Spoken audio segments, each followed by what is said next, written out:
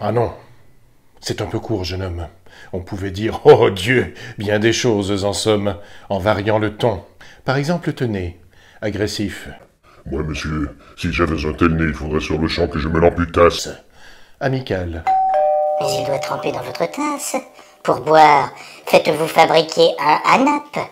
Descriptif. C'est un roc, c'est un pic, c'est un cap. Que dis-je, c'est un cap, c'est une péninsule. Curieux. De quoi sert cette oblongue capsule? D'écritoire, monsieur, ou de boîte à ciseaux? Gracieux.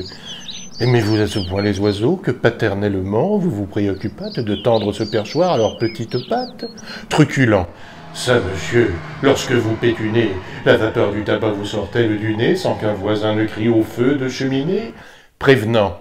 Gardez-vous votre tête entraînée par ce poids de tomber en avant sur le sol. Tendre.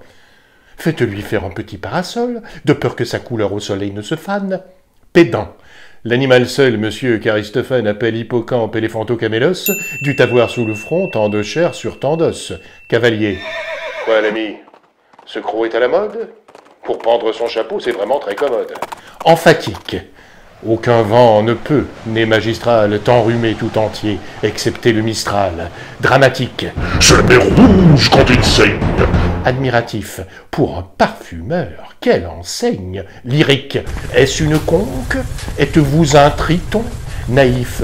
Ce monument, quand le visite-t-on? Respectueux. Souffrez, monsieur, qu'on vous salue. C'est là ce qui s'appelle avoir pignon sur rue.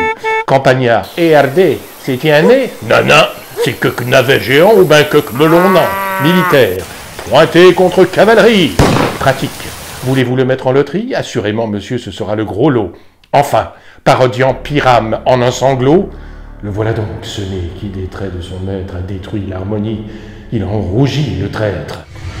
Voilà ce qu'à peu près, mon cher, vous m'auriez dit si vous aviez un peu de lettres et d'esprit. Mais d'esprit, oh oh, le plus lamentable des êtres, vous n'en eûtes jamais un atome. Et de lettres, vous n'avez que les trois qui forment le mot « sot ».